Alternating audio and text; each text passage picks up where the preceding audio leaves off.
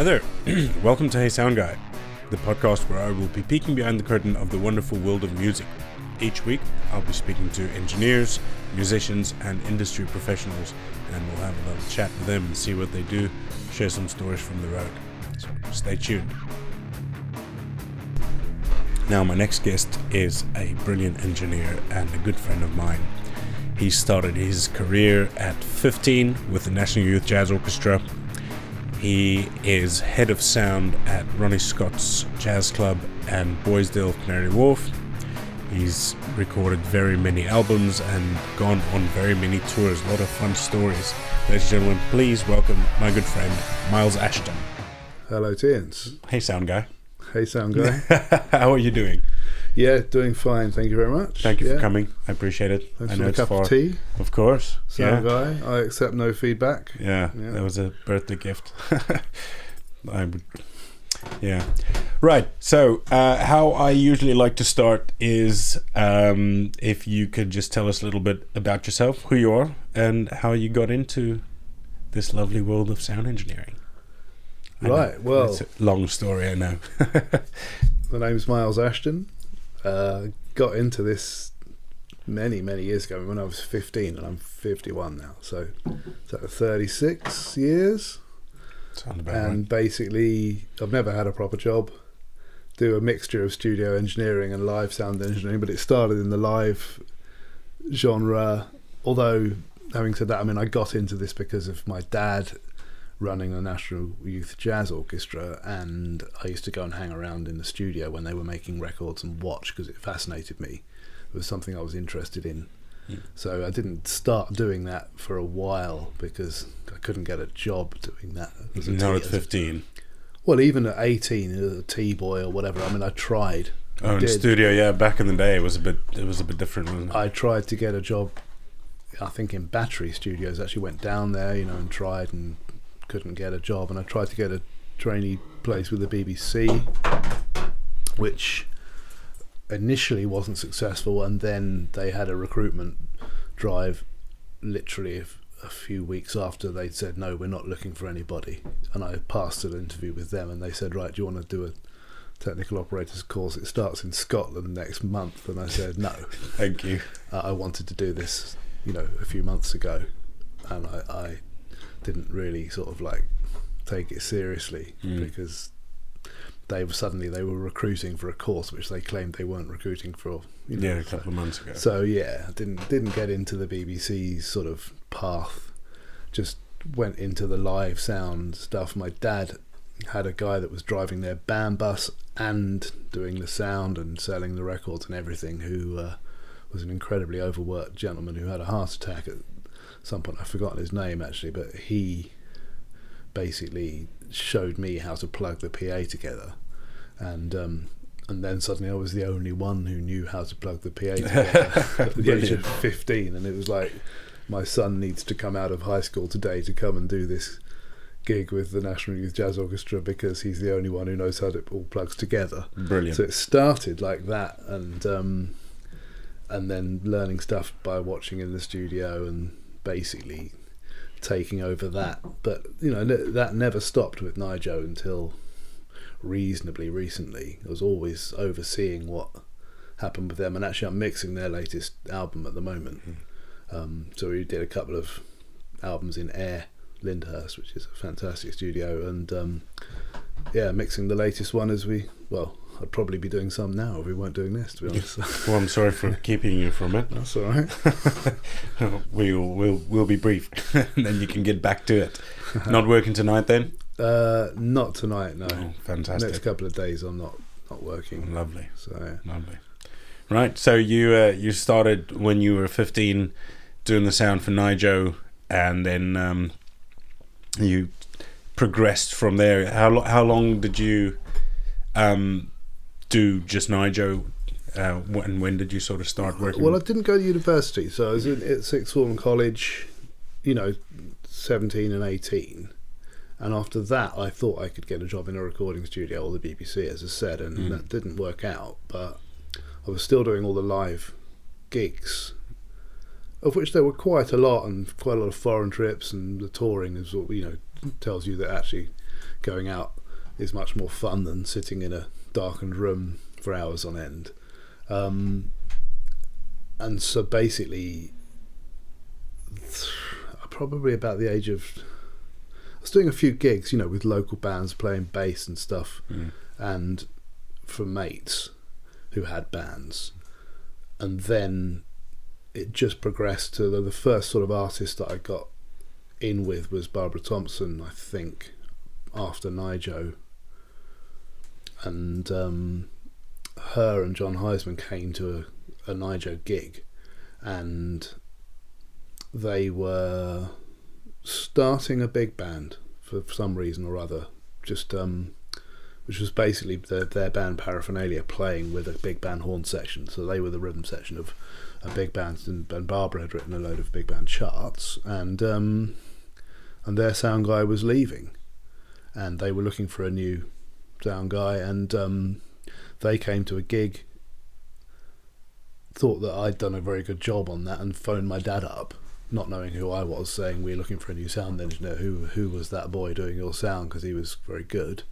And so my dad proudly kind of says, that's my son, Of course, yeah. And that I sort of went up and met with them and went and did a gig with the guy that was leaving, and which all went very well. And actually he left to go and be the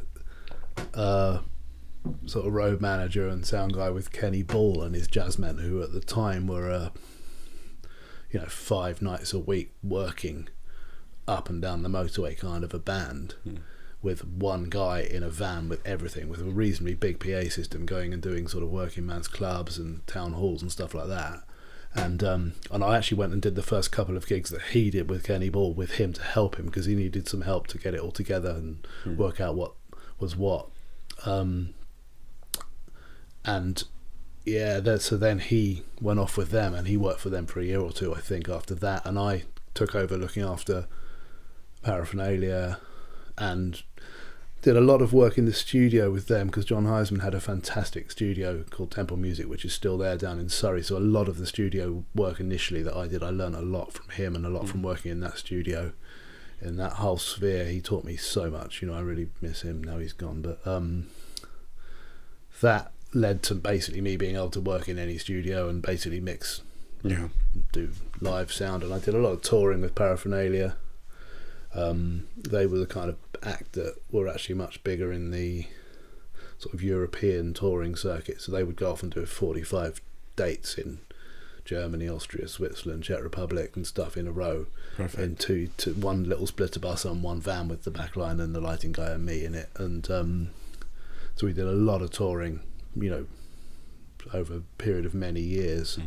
And actually when Heisman started what became the reunion of Colosseum, there was nobody else. I mean, I was the obvious choice to do front of house for that, so I was the kind of crew boss and did front of house for them until they retired as well. So that went on, which was fairly recently, right? Last show was 2015, February 2015. Yeah. And that was Colosseum's sort of like retirement party. There's been a few other. There was a side project called JCM that they started afterwards as a power trio, which I've been doing as well, right up until when John died. He died when we were literally, on the road for 10 days, and then he was. I remember you telling me. Yeah. So he was sort of diagnosed with a brain tumour while we were in the middle of this tour, and it was all very fast and all quite upsetting. So that's kind of over now. Yeah. I bet. How old were you when you joined Paraphernalia? I think about 19 or 20 probably, 1988 maybe. 20 I would say. And that's perfect. Young man on tour in Europe. Perfect. Yeah, and it was literally like first jazz festival out in Scandinavia somewhere, big kind of like gig thrown in at the deep end, and posh hotel with a big frozen lake in front of it, and wow, drinking beers that cost about a tenner each in Norway, even then. But yeah, it was welcome to touring, and this is what it's like pretty quickly with that. Yeah, very nice. That sounds perfect. Yeah, I mean, why not? And all right, you've been doing NYJO sort of full time since you were 15, and then I think you told me you did the first time you did Ronnie's you were 16, something like that. I was don't it? think so. No, Was it 18? But you were still quite young. It was later because basically not when you started working there. When you first did a gig there. Ronnie Scott's is like probably early 90s sometime. I mean, I went there probably the first time I went there was when I was 17. The first show I saw in there was Arturo Sandoval. Oh, lovely. And I was at Sixth Form College then. And, you know, I think my mum and dad had always told me that you could never get into Ronnie Scott's. And if you could get in, you'd never get a seat. You know, the idea that you get a table was just ridiculous. You know, it was already this kind of hallowed place that you couldn't even get into. And I would hear about people playing there. But I first went there with Paraphernalia as their engineer, as a visiting engineer. Right. Chris Lewis was the house engineer then. And he's still a good mate, you know. I mean, he's fantastic. He's Incognito's front of house guy for many, many years. But so he was the house engineer there, and I went there. I would estimate around early 90s, sometime. Did a week with Paraphernalia. At the time, there was the Ronnie Scott's in Birmingham, so we would do a flip-flop thing where we do a week in Birmingham as well. Oh, right. And so I did that a few times, but I mean, it was the very first time that he was very, very put upon. I mean, he literally worked all the hours God send, and he kind of like took to me and said, "Right, I'm going on holiday in 2 weeks' time. Do you want to do a week here?" And I was like, "Okay, all right, fine." And so I did. I think piano player Gonzalo Rubalcaba, he was called, and did a week there, and that's when the sort of first really got to meet the old man properly. Right. And he paid me, you know, in the cash in the brown envelope they used to pay, because I was working for them. And so that kind of went on. If he was away on holiday or, you know, the odd week here and there, I would do from then on. And then he left. I must ask him one day what the circumstance when he left, because he left quite suddenly. Right. And maybe he just had enough. Oh no, he definitely had enough. And the money was terrible back in those days as well. And but he left quite suddenly, and it was another situation like the thing with NYJO, where it's like, you're the only one that knows how all this puts together. You know? So it was another one of those right place, right time. Yeah. So I was doing that quite regularly. Just I was in and out of there doing gigs, and they used to have a separate promoter that did the Sundays. It was nothing to do with Pete and Ronnie. A guy called Stuart Lyons used to put on one-offs on Sundays, and so I used to go in and do his gigs as well. Right. Sometimes. So basically I was in and out of there quite a lot. They knew me. And then they had this engineer called Janet, who was a sort of assistant, who was seriously sort of left in the lurch, and it was sort of up to me to go in and look after her.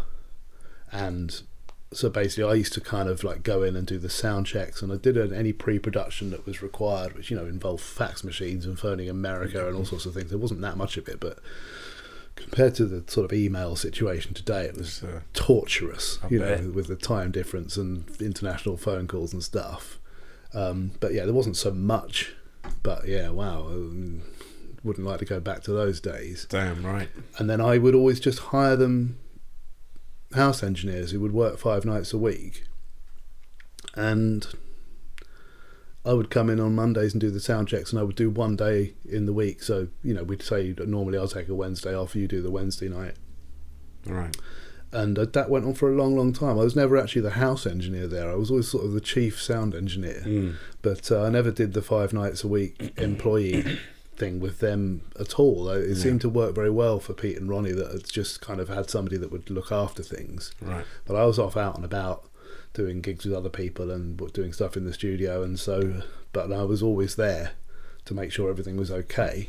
And they took me more seriously than that. You know, they used to bully the staff quite a lot, Pete and Ronnie, whereas they were much nicer to me, because I was the one who came in and sorted things out and made sure things were okay. And sometimes I'd have to actually have a go at them about something. which meant I stood up to them, so they always respected. Correct. Pete, would stand there waving his fist at you, wanting to punch you, and I'm like, you can punch me if you like, it's not going to make you right. Brilliant. And he's like, it's going to make me feel better though, isn't it? Yeah, make you feel better, but it's not, you do have to pay her for coming in today to do this showcase gig. It's not part of her deal, and I think you've got away with not paying for this for long enough, right? And those kind of things were conversations that apparently I could have with Pete King. A lot of people were terrified of, but he was always everybody always. I met him once when I just started. He was nice enough to me. I think maybe by that time he was so old, like all the fight had gone. Yeah, he was very, very old school. He used to squeeze you. Used to squeeze girls' asses. He used to squeeze me by the bollocks. Come and go. I expect you to find a bit more down there, son. He was quite, and he swore all the time. And actually, he was terribly, terribly rude all the time to everybody. And but that was genuinely just banter, because I learnt very quickly that if you saw him being seriously polite to somebody, he hated them. Okay. Literally, if he was not calling you a cunt, then which is what he did when he liked you. If he was being polite and nice, run. Right. Okay. Because he hated you. It was basically, he would always. You'd say something to him and he'd say, "Oh, thanks a lot, son. Right, move along now. There's a good cunt." Brilliant. That's what he'd say. Brilliant. Awesome. Yeah, fantastic. And right, so you when was this? When did you sort of like get in? When did you do your first week under Chris, or when Chris? Well, I think it was pretty early on. I think it was early 90s, and it was literally like it was only a week or a few weeks after the first week I did there with Paraphernalia. Oh, right. So I'd spent a week as a guest engineer and was just a kid, basically, and he was going on holiday. Right. And needed somebody to come in and work for the club. Pete's son, Chris King, worked there as well at the time, and as an engineer. Yeah, for whatever reason, it wasn't just left to him to do the week when Chris was on holiday. Maybe he didn't work so much or something. I don't know. I mean, it was his dad's place, so I don't think they could necessarily boss him around in the same way. I bet. So yeah, Chris Lewis would say, "Yeah, do a week," and I would, Of course you would. Why not? Yeah. I mean, it's like you said, it's quite a hallowed place, and an honor, And getting paid in a little brown envelope, Perfect. It's hilarious. Perfect. You should have saved those brown envelopes, but you don't think about these things, do you? Yeah, shit, man. That's great. Right, so you've been working at Ronnie's for quite a long time. Paraphernalia, Colosseum, recording NYJO's albums. Any other artists you've recorded? I mean, there's so many that you work with. I think there's about 50 or 60 albums from Remy. Yeah, I mean, I've got a list of most of them on the website as a sort of like. I don't have a website that I update or tell people what I'm up to, but it's got a lot of the information, like pictures of the album covers and stuff, and information about me. Is this on NYJO's website? No, it's just on milesashton.com. Oh. If you go on there's a website that tells you about me, which occasionally has proved useful for getting a gig from somebody where it's like, we've seen your website, you do look like you're a professional, and yeah. 35 you've years kind of proven to be that. Well, I didn't go to university. I don't actually have any qualifications apart from a qualification in A-level standard, because I didn't go to university. I've subsequently done a electrical wiring standards 17th edition qualification. So I'm a qualified electrician now, weirdly, but well, I'm sure that's come in handy. You can do all the PAT testing at work. I haven't done PAT testing, but again, electrical wiring standards is weird because it's self-certified. So you actually don't have to have a qualification in it at all legally. You only have to have the balls to self-certify. Yeah, because you're then responsible for it, no? If you certify something, you're on the hook if anything goes wrong. In domestic dwellings, that's the case, and in commercial premises, it's the owner of the commercial premises who's responsible, or the leasee of the owner of the business. So you're off the hook there. You are, yeah. If somebody has to come out of the woodwork and decide why a place burnt to the ground, if it was a domestic dwelling and it was deemed to be an electrical fire, then that's you. If you had an electrician who had to justify why the wiring was safe and why it wasn't his fault, if he didn't have a qualification, as long as what he said was absolutely correct and provable, then that wouldn't matter. Right. It's regulated in a very strange way. It's completely self-certified, and when you get qualified, somebody else signs your work off. For a certain period of time, another electrician signs your work off, right. i.e. they're taking responsibility for the fact that you've done it correctly, and then after a certain amount of time you then can sign your own work off, and it is self-certified from then on.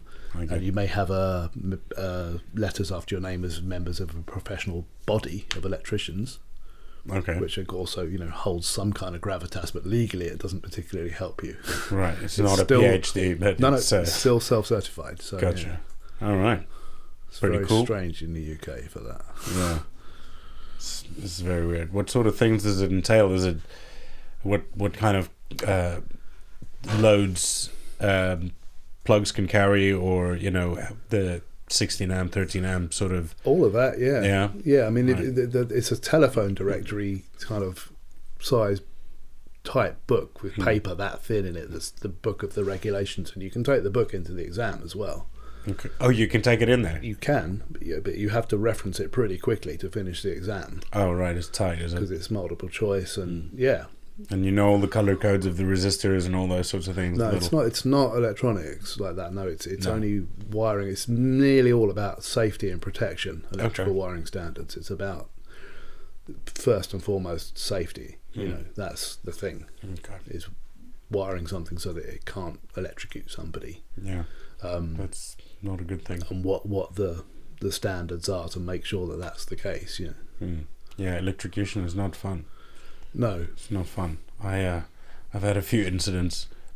When I was in high school, one of my best mates and I, we used to go. There was a guy who owned a tire and exhaust fitting place, and every January he would take his family out, but and then we'd go look after his farm. But he had a game farm, right? Where he only allowed bow hunting, so the animals were very tame. But he had is that deer and stuff then? Yeah, and some antelope. He had kudus, and you've got a pretty hefty bow and arrow on the wall here. Actually. Yeah. The front one, the black one, is mine, and then the little one that's hanging behind there is Savannah's one. Right. Okay. She's getting into it. She's liking it as well. I've actually never been bow hunting. This is a new sort of hobby / pursuit / I don't know. It's illegal to bow hunt in the UK, so I'd have to go abroad for that, which is kind of defeats the purpose, because how am I going to get the meat home? Because that would be the point of the hunt. Is it illegal to terrify the neighbours as well? No, I've got a slingshot for that, because the neighbour's cat keeps shitting in my yard, so I made a slingshot. Right. Just to scare him. I don't hit him. Him or her, I don't know. It's old. It's whatever. Yeah. It's difficult to scare a cat by psychological means, No, yeah, I fire rocks at it with my slingshot. Nice. Well, I got to keep it out of my yard, because I don't understand why they didn't train it to shit in their own yard. It used to go to the number 54, and then they got a dog, so now it's coming to our yard. Right. So yeah, and it's not coming anymore because it's been sufficiently scared by a bearded man with a slingshot. my cats go in a tray. Well, that's well-trained cats. Yeah. Yeah. I mean, it's not that hard, is it? I mean, I've had cats growing up, and it's really not that hard to teach them to shit in a tray. No. They're very good about that. They miss occasionally. Oh, whoops. Yeah.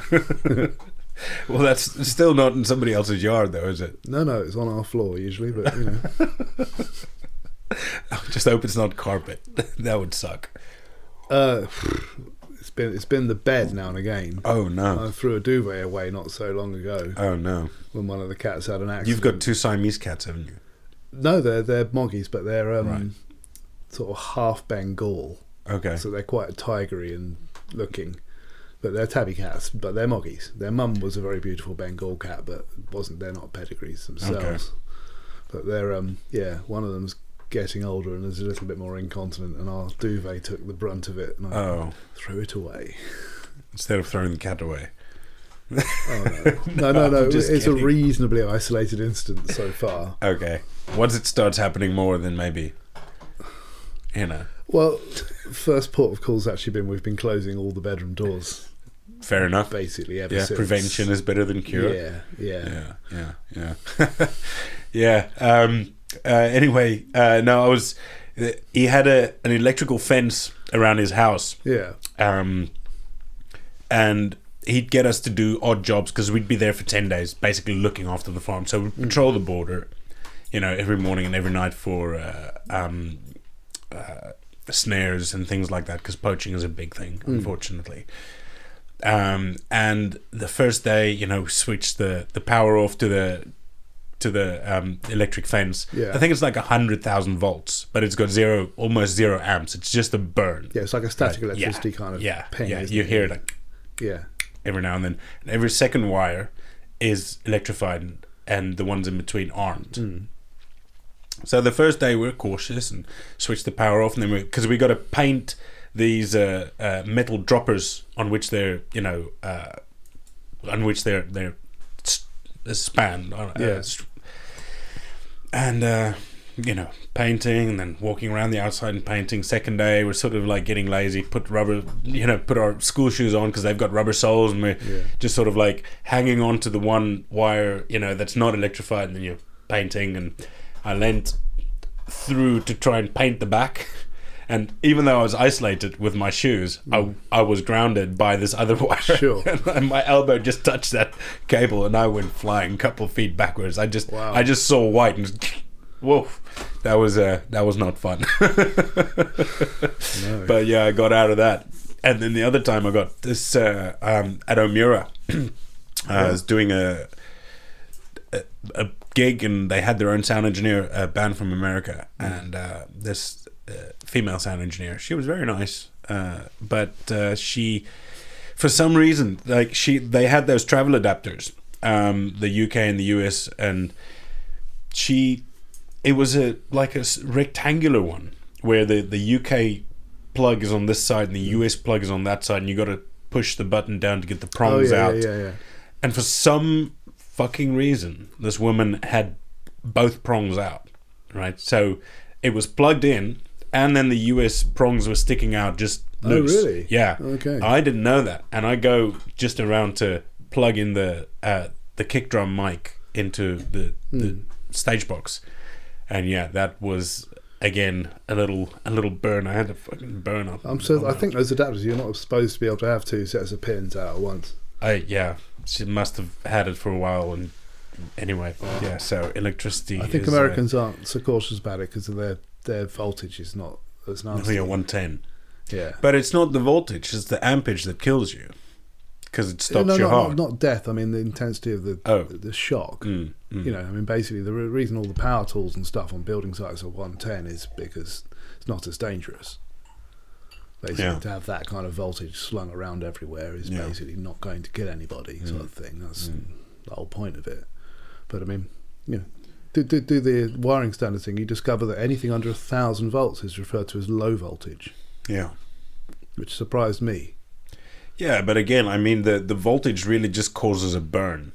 That's why.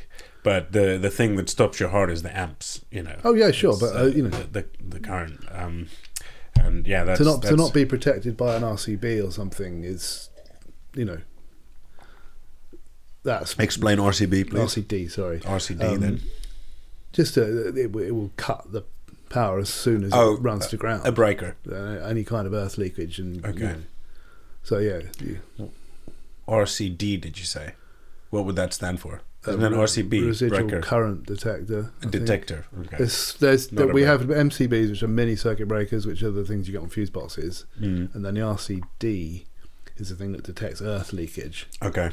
And there's another thing that's newer called I think it's RCB RCBC or something. Okay. RCBD maybe. They're more expensive, and that does both. Okay, well, it's got an extra letter, so of course it's going to be more expensive. Yeah, that was in the electrical wiring standards exam. I think it's RCBD or something like that, and that protects you from both. Great. Basically, and but it's only the law to have that kind of protection on new build. Oh, really? Wiring, yeah. Any old house that doesn't have that stuff can still have ceramic fuses with a piece of screwed-in fuse wire and no protection at all, other than after 32 amps has fried.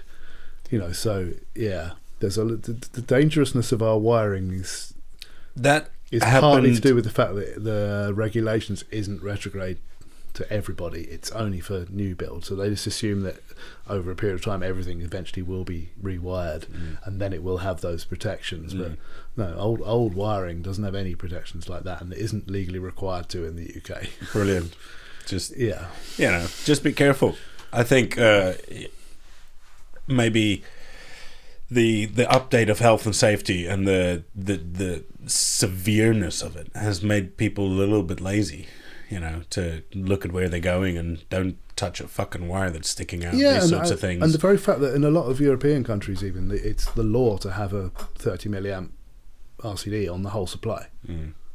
So you can't really get a death electric shock from something, which so on the face of it, it may look like you see a 2-pin thing with a thing that's hanging out. It looks more dangerous. There's no earth.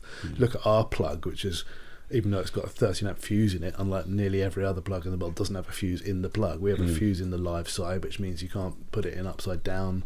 3 pins that look like you could get 125 amps down them, even though there's only a 13 amp plug that's massively over engineered. It looks a lot safer. Yeah.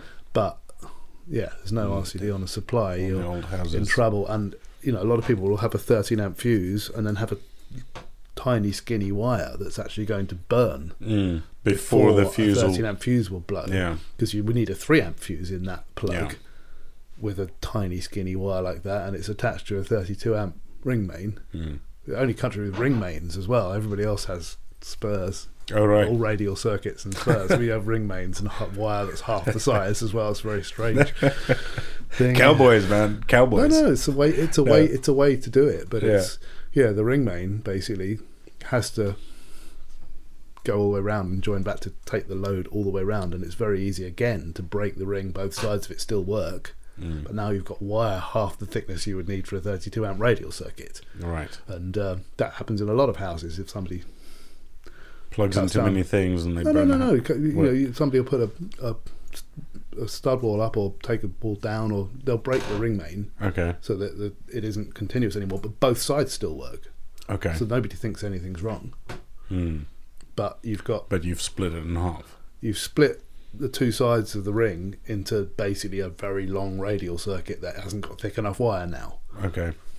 It's not very I had no idea we were going to talk about electrical wiring regulations for half the time. Hey, it's quite an interesting thing. Because I've got a qualification in it. No, I think it's interesting to know, these things, because overloading power sockets and things, it does happen, and now not so much anymore, but back in the day you couldn't plug in an audio system and a light system in the same ring, because you'd get hum and buzz and all sorts of things. But now with LEDs the load is much lighter, so you don't really have that. There's a lot less interference from LEDs. Still have interference. I've got LEDs in my kitchen that stop the digital radio working. Right. You literally, they're some early halogen replacement MR16 LEDs that I bought from China, but wow, you can get LED ones now, and literally you can switch the kitchen light on and the radio goes off, and then you can turn the kitchen lights off and the radio comes back on. Brilliant. It's mental. The amount of it, I don't know what kind of RF they emit, but it's not pleasant, whatever Brilliant. It is. Yeah, you can imagine that shit's causing you some kind of damage. I've conducted an experiment. I got an LED driver and one bulb and attached it to a plug socket, just held it in my hand to see how far away I'd need to get from the radio before the radio would come back on again. And it was literally to the far corner of the other side of my living room, and almost outside basically, before the radio cheered up. Turn back on. Yeah, and my kitchen's got a dozen of those up in the ceiling. You know, it's got no. Maybe that's what caused the crash the other day. Yeah. How's it going with the album? How far are you along? The NYJO album? Yeah. I think it's 11 tunes, and I think I've got basic shape and editing on all of them, and I think about 6 out of 11 have got more or less finished mixes. Nice. But I do the Pro Tools kind of process for me is quite disjointed in many ways compared to the old sort of days where you would make a mix over a period of hours in a studio and you could never come back to it. You know, to the idea of recalling a mix and saying we want to just make the bass sound slightly less middly or turn that solo down a bit or something. Then you got to go through the whole thing. Yeah, you never could do that. So you were stuck in this tunnel for hours and hours and hours on end. You know, some pop records would take weeks and weeks to mix. You know, they would spend days and days just on a single tune. Whereas in Pro Tools now, the process is much more disjointed. I can do a little bit of work on it and come back with fresh ears, really much more productive. Yeah. And do something else. So I do a lot of the sort of more donkey work on doing mixes, like stripping silence and cleaning up mixes and getting the right kind of sounds on things by importing settings or whatever. And you know, for instance, if I'm mixing a big band thing, I'll have a set way that I mix the actual overall soundscape of the thing and what kind of reverb and the placement of everything. But the solos, for instance, on Pro Tools, I'll usually drag just the section with the solo onto its own channel, and treat it with its own EQ and dynamics such that the solo isn't dictating the ensemble sound for the rest of the tune. Gotcha. Quite a lot of the time, the main thing you'd notice about that is the solo's in the middle, and in a section it could have been the guy who was over there. Yeah. But I don't worry too much about that. It sounds better unless it's two soloists who are pinging left, right. It's always better for the solo to be in the middle. Yeah. So that kind of thing where I've created that channel, dragged that over, blah, blah, blah, and then actually mixing it when your ears are tired, you know, you can go and have a cup of tea and come back. But if I come back the next day, the first hit on hearing the mix that I did is the best information. And I can keep that information in my head and work a lot longer knowing, no, this needs to be brighter. I don't like the sound of the low end on this generally, or I do like this, but I don't like it on the other track. What did I do on this track here? You know, those kind of decisions are very disjointed. They only kind of join together right towards the end, you know. And I do like that way of mixing because it means that you can Dropbox MP3s of mixes to people and get them to listen to them, and knowing really safely that you can come back and tangibly, genuinely change what they want you to change. Yeah. So that quite easily. Yeah. So that than having to listen through all of it again. So Pro Tools and, you know, in particular, but any DAW really has made that process amazing compared to what it used to be. You know, back in the day, even with automation on big mixing desks, you know, the amount of hoops you had to jump through just to make these things kind of do what you knew was possible. Yeah. With flying faders and, you know, just EQ settings. If you wanted to recall an EQ setting, you know, we used to do stuff on crib sheets. Yes. And you'd put all your little marks in where they are, and then you'd have to get back. And then Rupert Neve made a great desk for Amec called the Langley Recall, which had his voice. You plug the headphones in and you push recall, and it would say high frequency, turn it up a bit, you know, and then, you know, aux 1 up slowly, you know. It was his voice in the headphone doing it. It was a great, awesome. And then it got into like, oh, we'll take a photo of that. You had like a digital camera, take a picture of the set. I remember doing that at a festival, with a photo of the settings, and the guy kind of who was babysitting me, I was like, oh, right, okay. we're moving along here. I'm going to do that, you know, because this kind of jumps in technology, and suddenly, got a picture of a phone, on the phone. Anybody can now do those, and then now digital desks, of course, USB stick in. Job done. All your settings come back. So the job of recall, you know, but in the studio back in the day, that was a nightmare. You know, you would have exercise books per track full of what was plugged where, all the outboard gear, you know. I mean, it was a nightmare to even get back to a mix. you know. And I've done a session in a studio where the desk wasn't zeroed. Oh no. There's patch bay, everything's plugged all over the place, and you've got to put all this back. And then somebody comes in screaming because they hadn't finished. Oh. And you're like, well, this place is booked now from like this morning. And they're like, do not touch that. You know, we're in the middle of... And it's like, oh, sorry. And I'm in there making... Where were you? I'm in there... No, I'm in there making a dodgy jazz album in... No, not you. Supposedly... This person. Where were they when you got in there? Well, they weren't there, but I mean, if I go in to make a jazz album in downtime in some studio where they're in the middle of something else, one of the deals will be, you don't screw with the... Don't touch anything. The desk, and it's like, I remember sort of starting to unpick something and then just like... Right. Because they were in the middle of a mix, because that kind of thing, yeah. So they stopped you fairly quickly. Absolutely, yeah. Yeah. In the nick of time, for Good. sure, yeah. Very good. I can imagine they were probably, it's not... I remember once when this is a long time ago. Was it Priscilla Presley? I think she came in to do an album launch with in Ronnie Scott's. Yeah. With Which was Pablo. Pretty terrible, I remember. Yeah. With Pablo, who's Paul McCartney's sound engineer, and I think he engineers for AC/DC. I'm not sure, but I think so. Oh, okay. Anyway, but this guy's like a hero. Yeah. Right? And we still had the M7. Long 3.5 hour sound check, and everybody had broken to go for lunch. And I bring the iPad to him, and I'm like, if you want, you can take this. And as I load the app, I hear the desk go click, and it fucking zeroed everything. Really? Yeah, everything. And it was a 36 channel mix. And because luckily I'd been geeking over everything he did, like everything. And I said to him, please tell me you saved your session. He was like, no, I didn't. I'm like, you understand that we're kind of screwed now. Yeah. The only things that it still had was the channel names.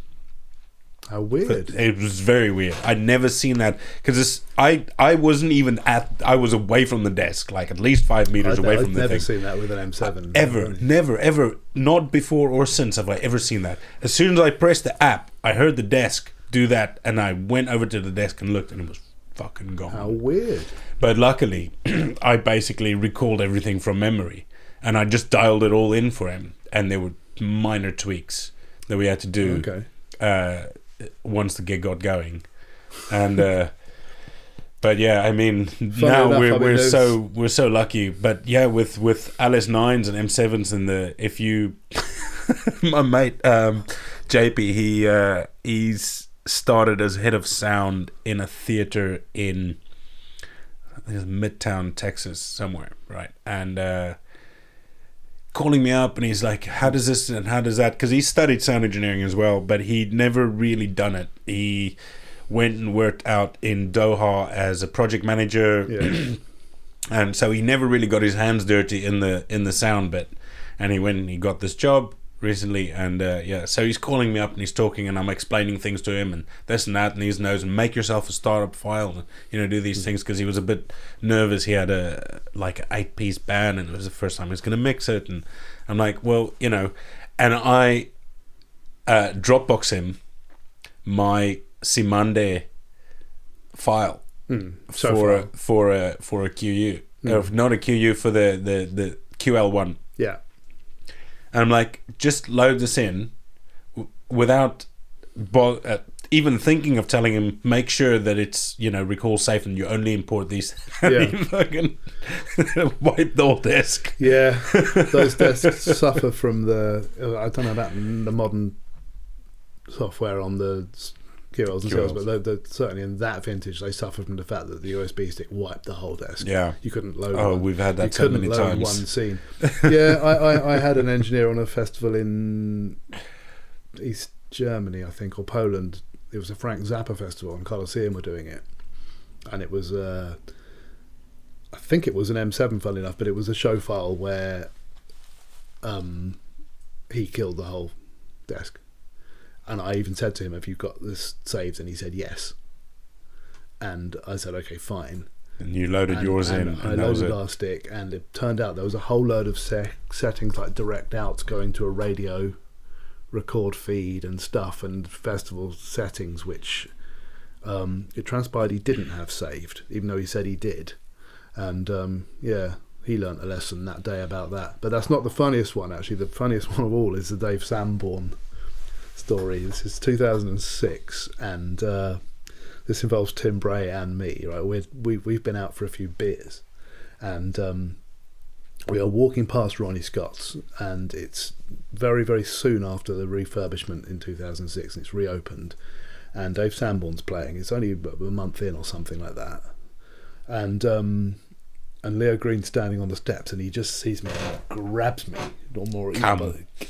Come in here now. Come and sort this out. And Tim and me are a bit drunk, and there's just all hell is breaking loose, because basically that place was the first time I ever saw an M7TL. I mean, it was very, very early days, 2006 for that, and we knew it quite well because we'd used it a lot. But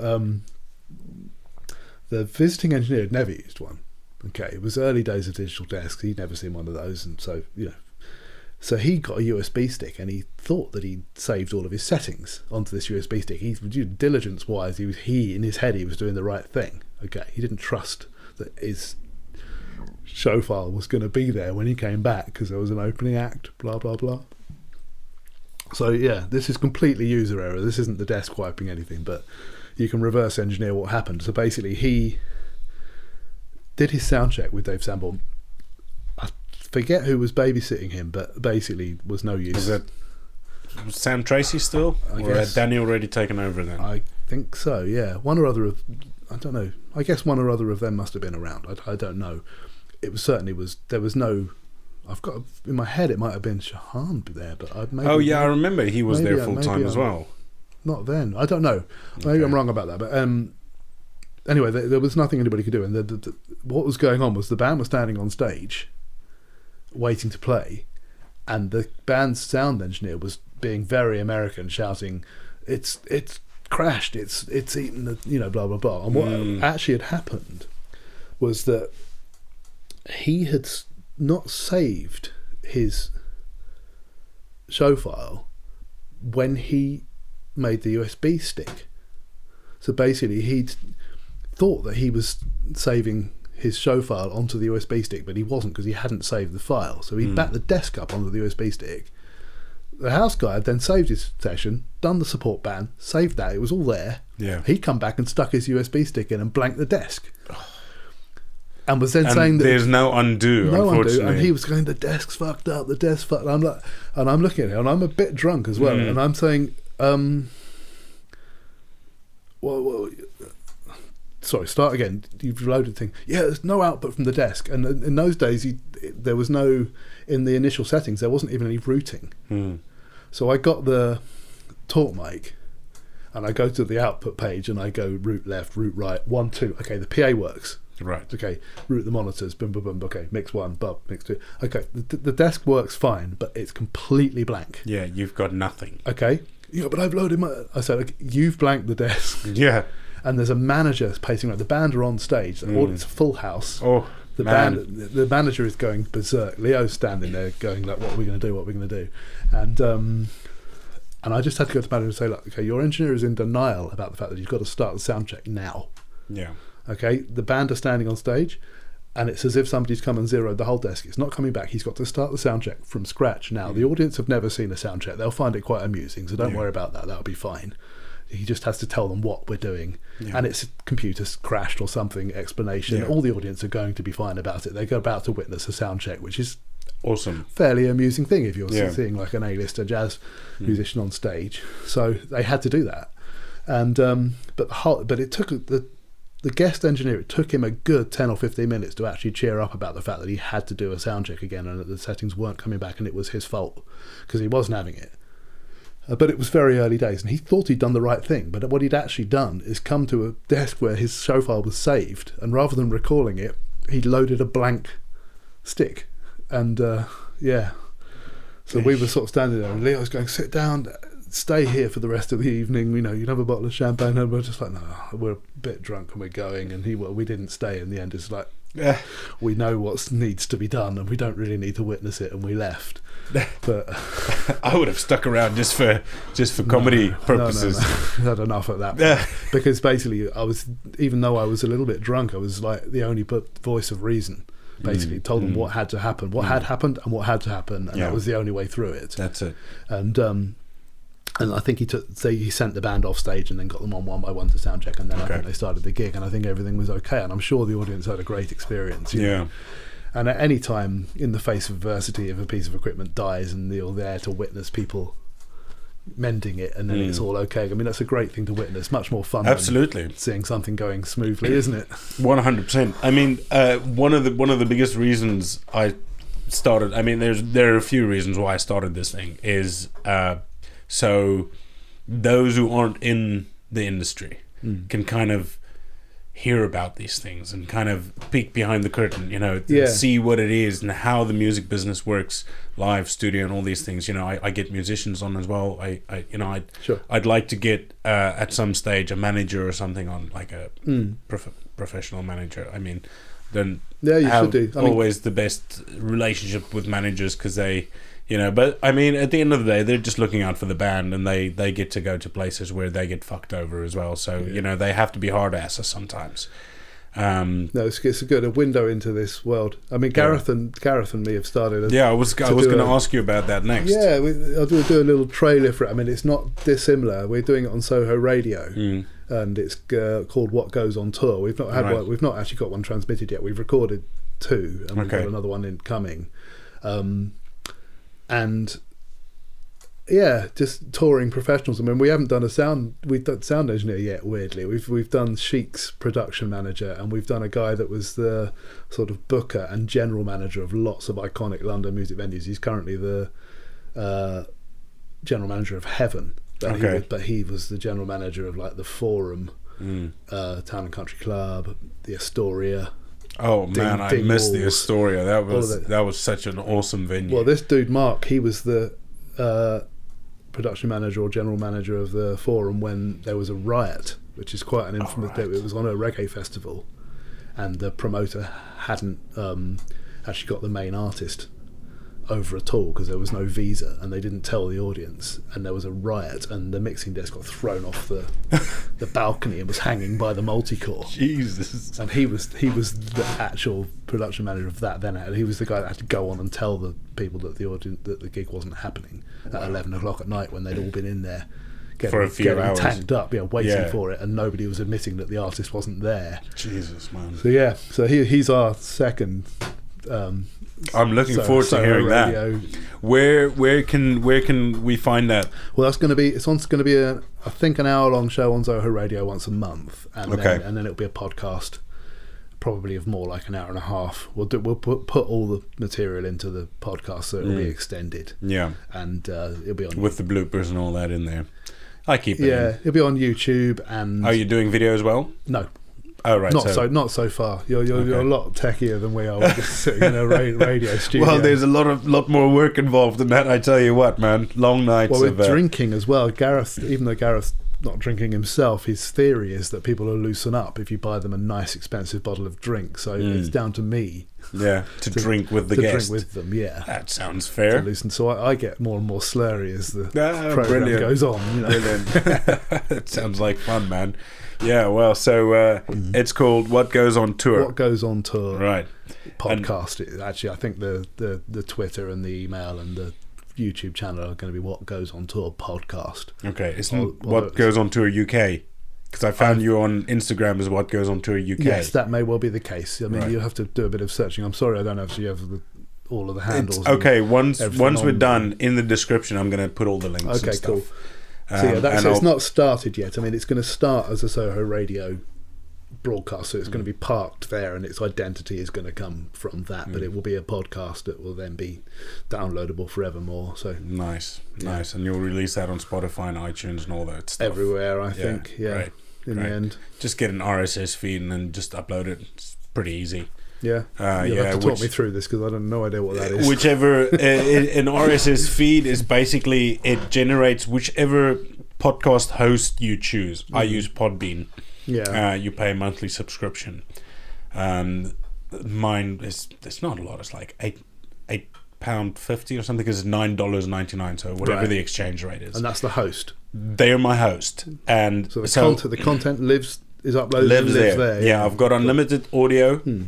and they created me. I've got a website with them on Podbean for my podcast, and they generate an RSS feed, which is basically, it's like a web address. It's like an IP address that you just link it once to iTunes, once to Spotify, once to all these places, and it automatically updates every time. So as soon as the content goes on Podbean, or whichever one you decide to use, live and active. It streams across. It doesn't, with YouTube it's different. You have to upload it separately, because I do the video as well. Yeah. And I do audio only on the podcast. Oh, okay. So is YouTube the only place that has the video of this then? Yeah. Yeah, right, okay. Yeah. I mean, I can do video as well on Podbean, but it's a bit more expensive. And, I'm doing this on a shoestring, so... No, fair enough. It's, as you can see, budget cameras, it's got to be plugged in. They got to be plugged in. Looks very professional.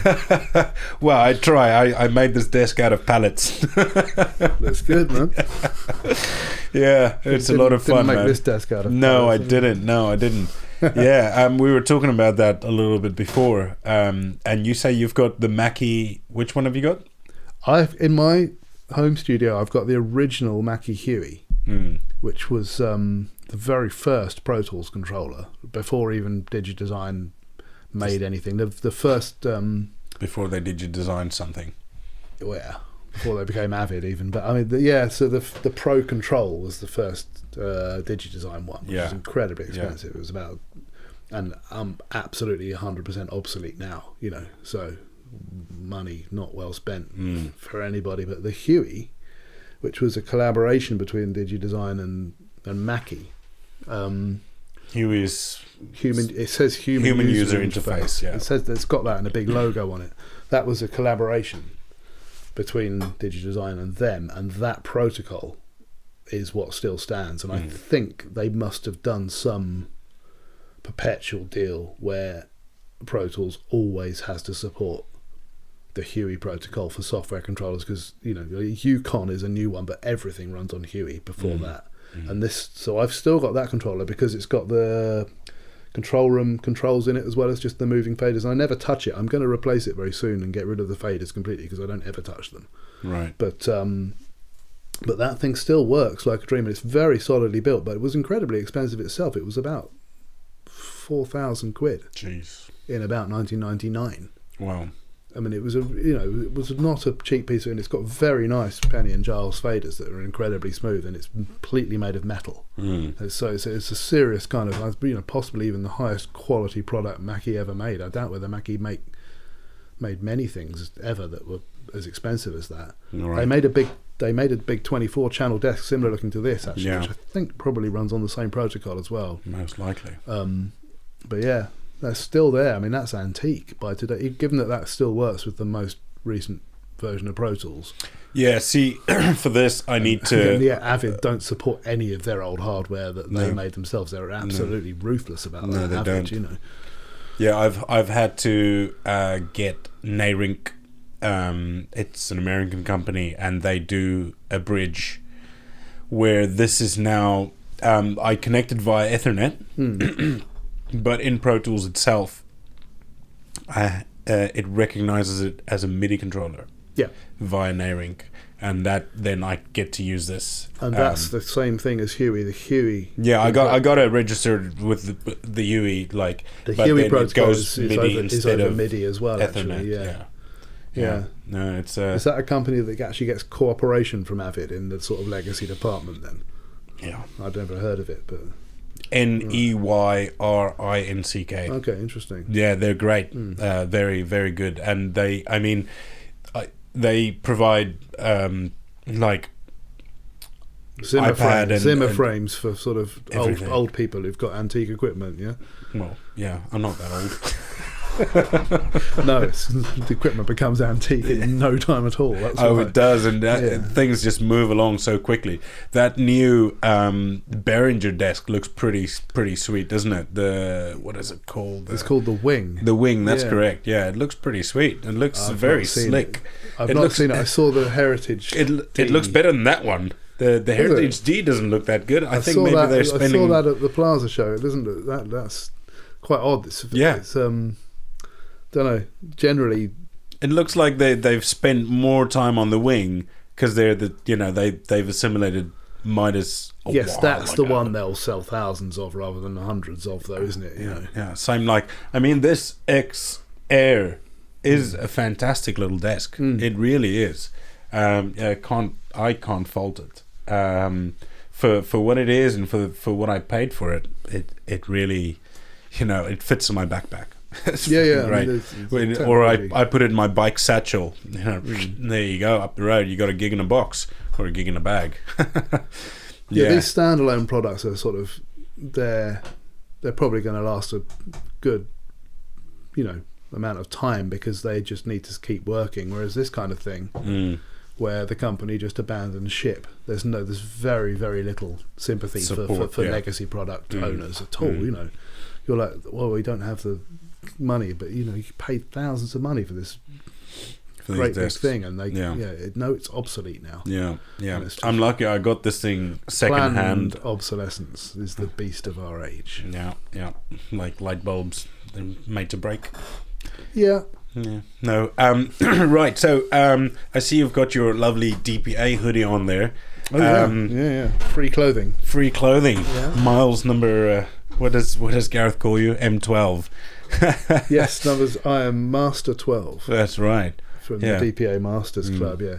It's going to be. I don't know if they're still rocking the same way it was, but one of the sort of. I'm endorsee number 12 in their Masters program. That's great, man. And well deserved as well. I mean, you've established yourself over a long career, quite interesting career you've had. You tell us a little bit about some of the interesting acts that you work with. Tell us a bit about Shri, and. Yeah. Well, Shri, he's a whole other kettle of fish. He's such a lovely guy as well. Man. Yeah, I mean, he's one of my best mates because obviously I've known him for a long time. I met him in 1999, so I've known him for 20 years. And I first met him in the Arts Club, Notting Hill Arts Club, and they were doing some kind of. I think it was a. It was the 50th anniversary of Indian independence from Britain. Okay. That's what it was. So he was not been long over here from Bombay, and I think went back several times before he came and actually finally lived here. And he was playing with Nitin Sawhney. I know Nitin. For the first few years, but I met him there, and we did a recording of his set, and. Subsequently, he came to my house to mix some of it, I think, in the studio, and my parents' place at the time, actually, and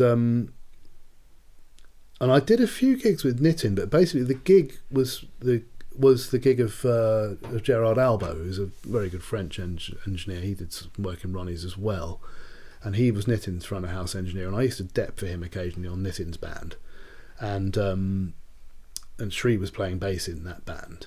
And Shri kind of then moved to do his own project and left Nitin's band, and he kind of took me with him. And Gerald went on working with Nitin for a long time, and then it was subsequently Amy Winehouse's front of house engineer. All right. And but he lives in LA now. Gerard actually, he's does Patti Smith, I think. Oh, cool. Something like that. And anyway, I can't remember. But so I met Shri then, and then so he started this project called Badmarsh Shri, and Gerald did that a few times as well. We sort of shared that for a while, and that was it was a sort of drum and bass band in the sort of Asian underground movement, of which Nitin was part of that, and it was the second incarnation of that band. They had a lineup change for the second album that was the successful one that had UK Apache as the MC in it. They had two kind of quite big records, one called Get Up, one called Signs. And we did a lot of touring. We were all around the world with them, did Glastonbury and Pink Pop, all the big European festivals. I can't name any of them suddenly, but anyway. And yeah, we went to Singapore and lots of, in the period between sort of about 2000 and about 2004, did a lot of touring with those guys. And Shri moved into a much more jazzy hemisphere subsequently. He did a couple of solo albums that were still in the same vein. Badmarsh himself, who was the DJ, he kind of retired from doing music at all. And now Shri does a kind of much jazz. He's just done a very, very jazzy album. He's about to launch it. He's got a show in Ronnie's next year, actually, with Booger Wesseltoft to play the first gig from this solo album he's made, which is quite a change in direction for him. And yeah, he's a great guy. Very, very talented. He can play anything. He's one of these guys that literally he'll get a tune out of anything you hand him. He's just one of those guys. He's great. Yeah, I had a friend. I suppose we're still friends. He was like that. He any instrument, and he would just. But this guy was a fucking giant. He was good at everything he did. Fantastic rugby player. Just did well in school. Never studied, but he did really well. He was highly intelligent. Any musical instrument, anything. He just. Those people you love to hate, but you love them. Kind of like this this guitarist with Mario Biondi as well. He seems quite multi-talented. Yeah, absolutely. He's an interesting guy. David Florio seems to play fantastic percussion and guitar and flute, which is actually quite like Shri. Shri sort of fits the same and sings quite well as well. Yeah, I didn't hear him singing actually. No, he's good, man. He's great. He's got a rocky voice and great. And Mario Biondi as well. What's his name again?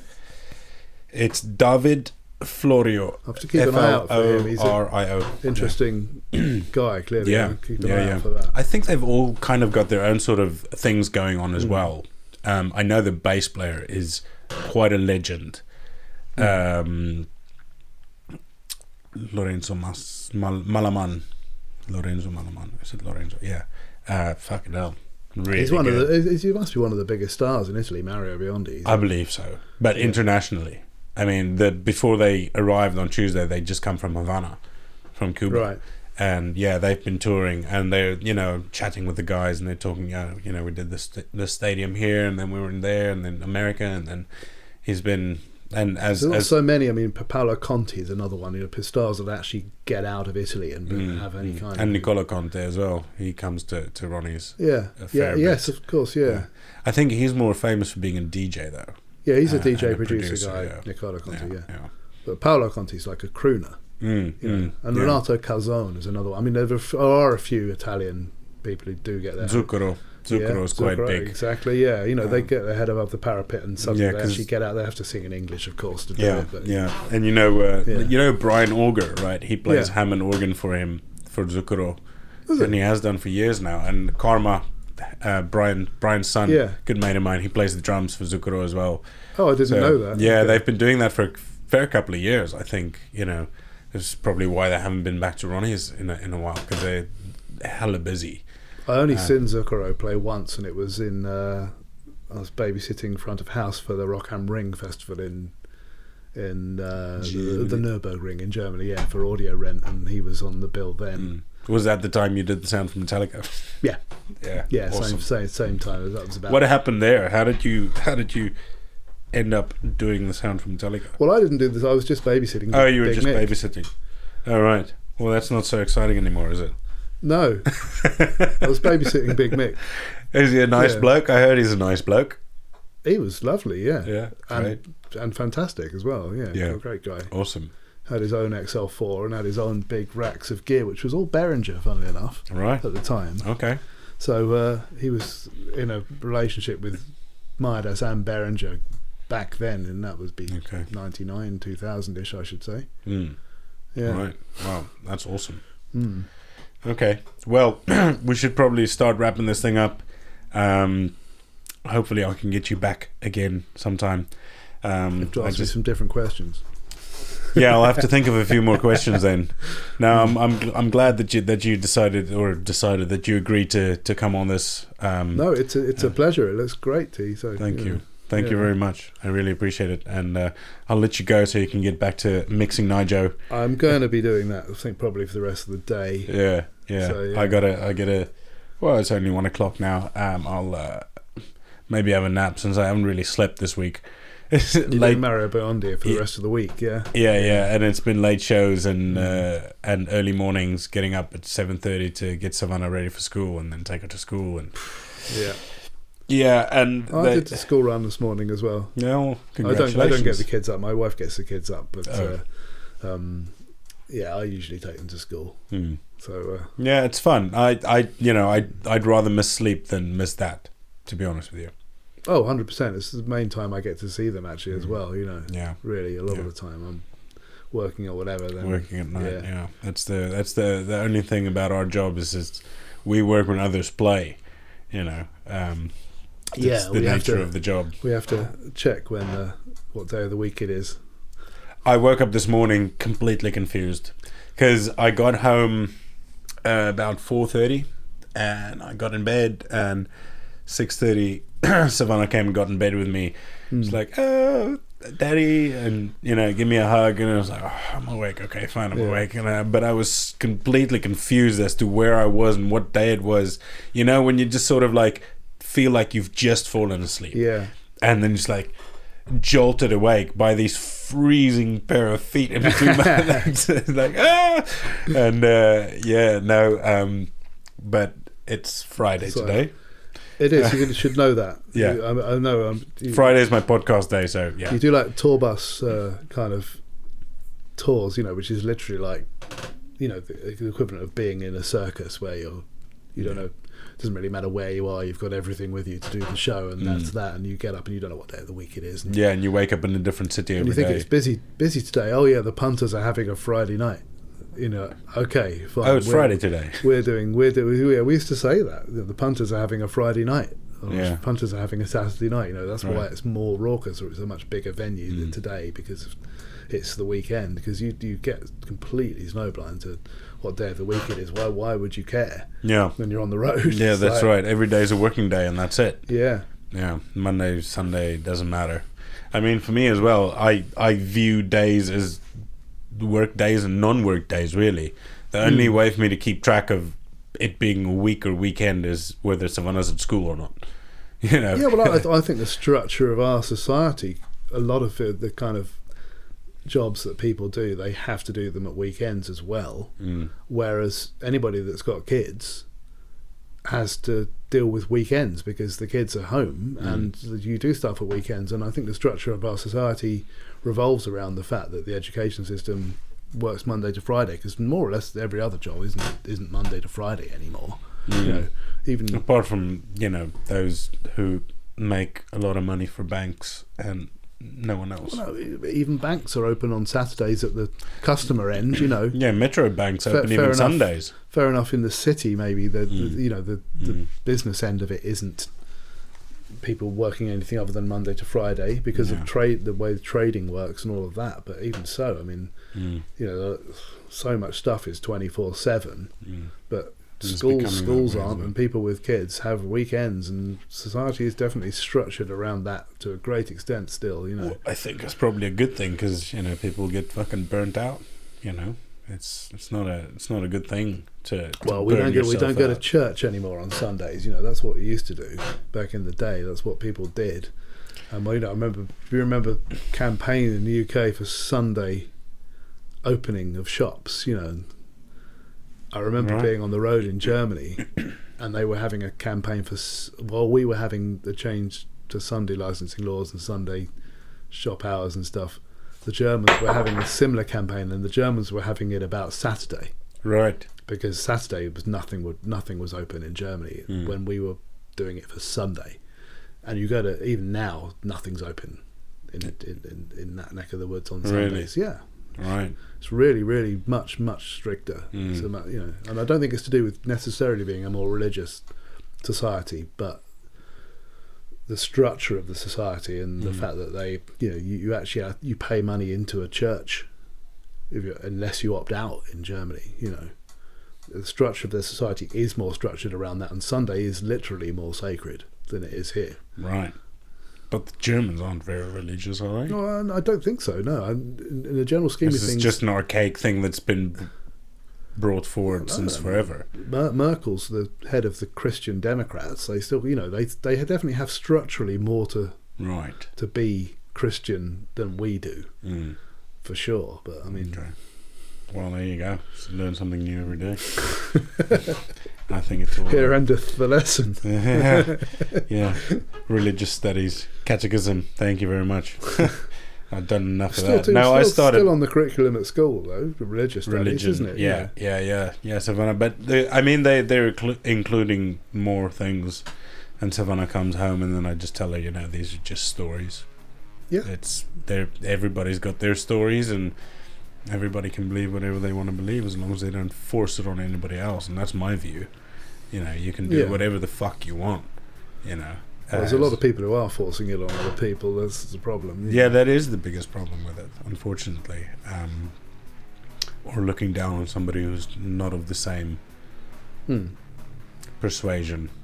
But that's their business. Yeah, I got mine. They can all fuck off, really. And on that note, hey, sound guy. Bye, sound guy. Cheers. Thank you, Miles. Cheers, T. Right, there we have it, folks. That's Miles Ashton. I hope you guys had as much fun as I have. I will be linking in the description to social media, mine and Miles's. And I have started a Patreon page. So if you like what you see and you would like to help out, it is patreon.com/HeySoundGuy, and you guys can make a one-off or a monthly donation there. I really appreciate it. Thank you very much. Until next time.